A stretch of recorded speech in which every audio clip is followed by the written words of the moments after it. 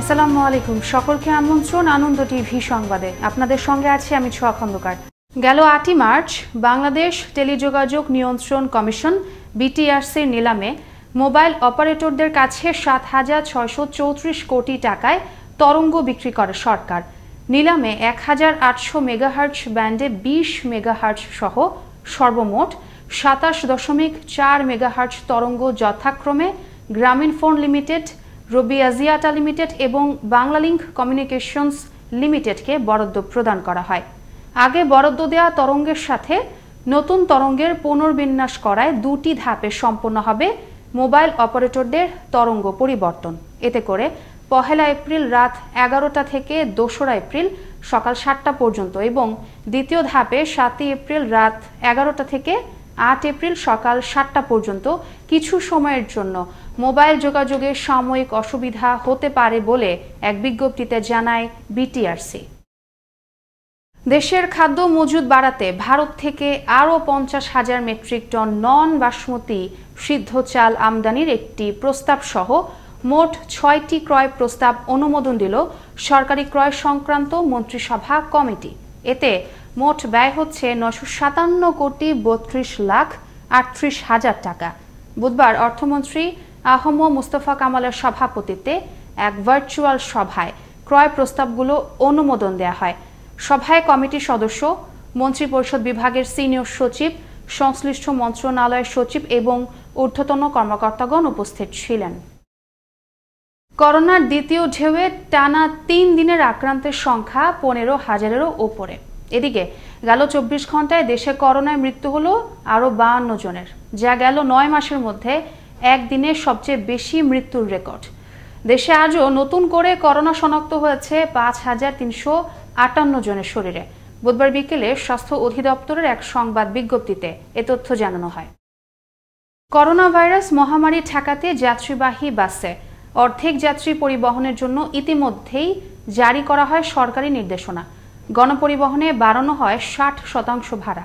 তবে ভাড়া বেশি নেওয়া হলেও বন্ধ হয়নি বাসে দাঁড়িয়ে যাত্রী পরিবহন। তবে সংশ্লিষ্টরা বলছেন সরকারি নির্দেশনা পালনে তৎপরতা অব্যাহত রয়েছে তাদের। বিস্তারিত থাকছে মুসামিয়া প্রতিবেদনে। ক্যামেরা ছিলেন খলিলুর রহমান।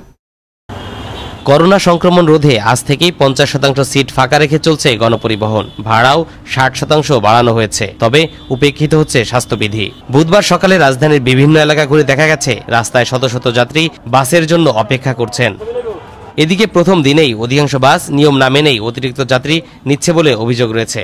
সেই সাথে ভাড়া নিয়ে রয়েছে যাত্রীদের মধ্যে ক্ষোভ। না, আসলে একটু আমাদের জন্য বার্ডেন হয়ে গেছে। 60% ভাড়া বৃদ্ধি, এটা একটু বার্ডেন হয়ে গেছে, কারণ আমাদের স্যালারি কিন্তু 60% বাড়তেছে না। প্রত্যেকটা ইয়েতে 2 জন করেও যাচ্ছে আর কি, ঠিক আছে, আর অতিরিক্ত ভাড়া দিচ্ছে এবং জ্যাম তো সৃষ্টি হচ্ছে। অ্যাকচুয়ালি সেফটি মেইনটেইন করে চলা হচ্ছে না। দেখেন অবস্থা পরিস্থিতি, এখানে কিন্তু অতিরিক্ত লোক উঠানো হচ্ছে বাসে সব সময়। হ্যাঁ, আমরা খবরে শুনছি সিঙ্গেল যাত্রী এবং ভাড়া 60% বৃদ্ধি, কিন্তু গাড়িতে উঠে দেখে ডাবল যাত্রী ভাড়া 60% বৃদ্ধি। বাসের হেল্পার ড্রাইভাররা বলছেন তারা সরকারের নির্দেশনা বাস্তবায়নে কাজ করছে, তবে জানিয়েছেন এতে তাদের বেশ লোকসান গুনতে হচ্ছে। আমাদেরও লস হচ্ছে, কিন্তু তারপরেও ভালো। স্বাস্থ্যবিধিটা আমরা দূরত্ব বজায় রাখতেছি, আমাদের জন্য ভালো। তো উভয় পক্ষেরই লস, মালিকেরও লস, যাত্রীদেরও লস। দেখা যায় যাত্রী মাসে একদিন সে চলাফেরা করবে, সপ্তাহে একদিন করবে, কিন্তু মালিকরা তো ডেলি গাড়ি চালাইতে হবে। কারণ এইভাবে তো গাড়ি চালায় মালিকরা ঋণই হবে, ঋণ ছাড়া কোনো উপায় নাই। 2 জন নিলে 400 থাকতো, এখন 2 জন আনলে 1 জন আনলে 300 পায়। তাহলে গাড়ির তেল কোথায় থেকে কিনবো আমরা, আর আমাদের স্টাফরে খাবো কোথায় থেকে, মালিক ইনকামই পাবো কোথায় থেকে? গণপরিবহন সংশ্লিষ্টরা বলছেন করোনাকালীন সময়ে তারা সরকারের সিদ্ধান্তকে স্বাগত জানিয়ে তা বাস্তবায়নে কাজ করছেন। আমরা চেষ্টা করতেছি যে বিআরটিএ থেকে যে নির্দেশনা আমাদেরকে দেয়া হয়েছে আমরা সেটা অক্ষরে অক্ষরে প্রতিপালন করার জন্য। বিআরটিএর মহাপরিচালক বলেন সকাল থেকেই রাজধানীর বিভিন্ন টার্মিনাল ও গণপরিবহনে স্বাস্থ্যবিধি নিশ্চিত করতে ও সরকারের নীতিমালা বাস্তবায়নে ভ্রাম্যমাণ আদালত পরিচালনা করছে তারা। আজকে মনিটর করতে আসছি এবং স্বাস্থ্যবিধি প্রতিপালন করছে কিনা সেটাও আমরা দেখতে আসছি। আমাদের বিআরটিএর ম্যাজিস্ট্রেটরা মানে ঢাকা সিটিতে এবং চট্টগ্রাম সিটিতে কাজ করছে এবং আইন প্রয়োগ করে সংস্থারাও এই বিষয়গুলো মনিটর করতেছে। করোনা রোধে প্রয়োজন স্বাস্থ্যবিধি মেনে চলা, তাই গণপরিবহন ও দূরপাল্লার পরিবহনে আসুক শৃঙ্খলা, নিশ্চিত হোক স্বাস্থ্যবিধি, সকলের যাত্রা হোক নিরাপদ। তরিকুল ইসলাম, আনন্দ টিভি, ঢাকা। করোনা সংক্রমণ রোধে অর্ধেক যাত্রী নিয়ে ট্রেন পরিচালনা করবে বাংলাদেশ রেলওয়ে। ফাঁকা রাখা হবে একটি আসন। 1 এপ্রিল থেকে সকল ট্রেনেই এ সিদ্ধান্ত কার্যকর করার কথা থাকলেও ট্রেনের আগাম টিকিট বিক্রি হওয়ায় সরকারি এ নির্দেশনা কার্যকর হবে 5 এপ্রিল থেকে। এরই মধ্যে সব রেল স্টেশনে ব্যবস্থাপক সহ সংশ্লিষ্টদের কাছে পাঠানো হয় এ সংক্রান্ত এক বিশেষ নির্দেশনা। আলী আহমেদের ক্যামেরা দেখুন সহকর্মী জয়নাল আবিদিনের প্রতিবেদন। দেশে হঠাৎই বাড়তে শুরু করেছে করোনা, যে কারণে নড়েচড়ে বসেছে সরকার। করোনার বিরুদ্ধে দেওয়া হয়েছে 18 নির্দেশনা। তার মধ্যে গণপরিবহন, দূরপাল্লা পরিবহন, ট্রেন ও লঞ্চও রয়েছে।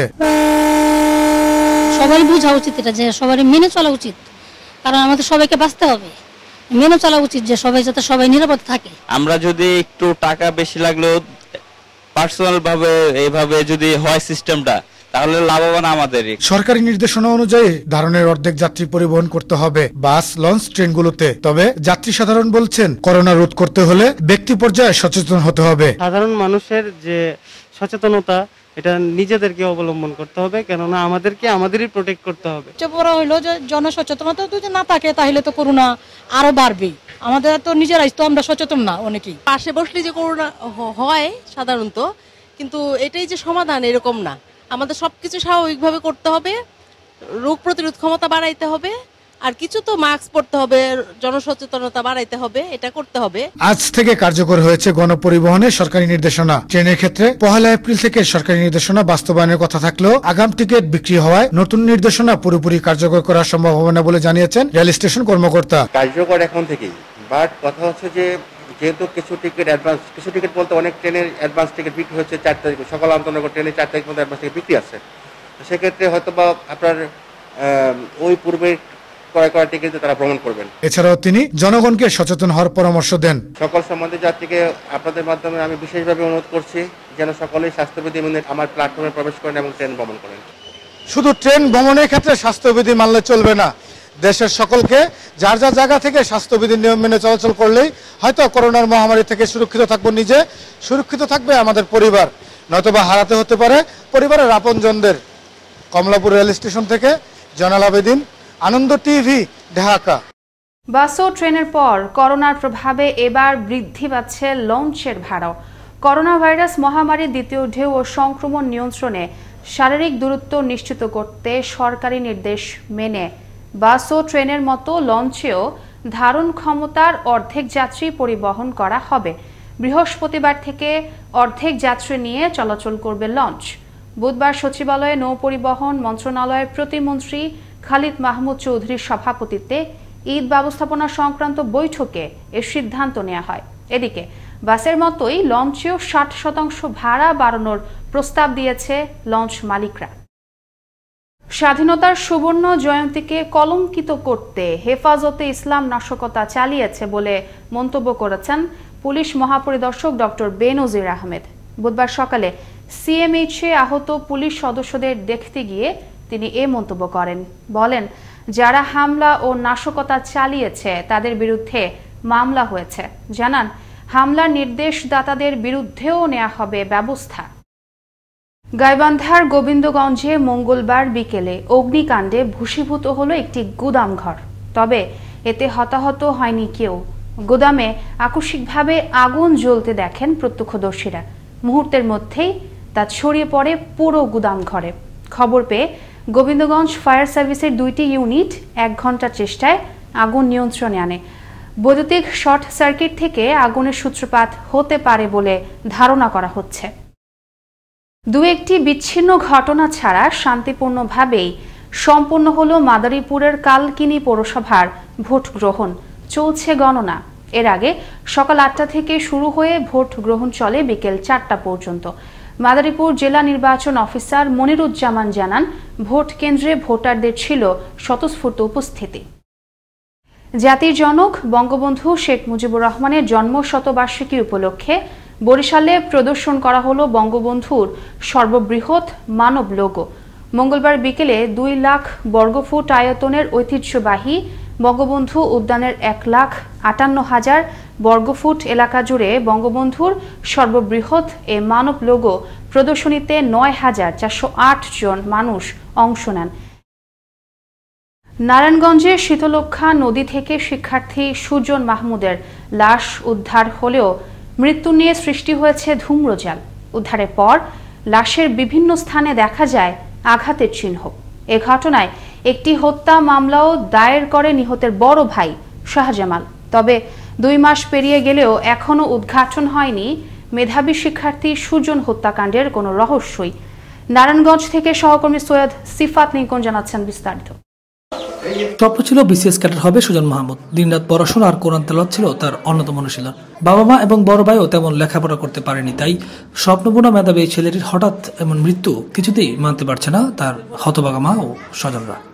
মানুষ যদি এইভাবে মারি লাগে বিষয় যদি না হয় সরকারের কাছে, তাহলে সরকার কি দায়িত্ব দিব মানুষের দিতে পারে? আমরা এই যে এত 2 মাস গত হয়ে যায়, আমার ছেলে কোনো বিচার পাই না। শতালাপী মেধাবী সুজন টিউশনি করেও অভিভাবকদের কাছে কুড়িয়েছেন অনেক সম্মান ও ভালোবাসা। তাই এই হত্যাকাণ্ডের সুষ্ঠু তদন্তের দাবি জানিয়েছেন অভিভাবকরাও। মানে সর্বোচ্চ বিচার যেন হয়, এটা আমাদের দাবি। জানা গেছে গত 14 জানুয়ারি খুব পরিপাটি হয়ে শহরের আল্লামা ইকবাল রোডস্থ ব্যাচেলর বাসা থেকে বন্দরের ফরাজিকান্দা এলাকায় এক বন্ধুর ভাইয়ের বিয়ের অনুষ্ঠানে যায় সুজন। আর ওই দিন থেকেই তার কোনো খোঁজ না পেয়ে বন্দর থানায় একটি জিডিও করে তার বড় ভাই শাহজামাল। ঠিক একদিন পরেই কাকতালীয়ভাবে উদ্ধার হয় সুজনের লাশ। তবে শরীরে আঘাতের চিহ্ন থাকলেও পরনের প্যান্টে অক্ষত মিলে তার ব্যবহৃত মোবাইল ফোন সহ বিভিন্ন কাগজাদি। এদিকে রহস্যজনকভাবে হত্যা মামলাটির কোনো কিছু উদ্ঘাটন না হতেই সুজনের সেই ব্যাচেলর রুমটিতে অনুসন্ধানে গিয়ে জানা যায় সুজনের ব্যবহৃত আসবাবপত্র সহ সবকিছুই সরিয়ে ফেলা হয়েছে। তবে অনেক কিছুই ইঙ্গিত করেন তার সাথে থাকা রুমমেটরা। স্মৃতিচারণ করেন মেধাবী শিক্ষার্থী সুজনের সাথে কাটানো সে সময়গুলোর কথা। পরে এদিক দিয়ে চললে আয়নার সামনে যাইতেছে, পরে যাওয়ার সময় পোস্টপাস হয়ে গেছে, তো ও যাওয়ার সময় ছবি তুলে দিস।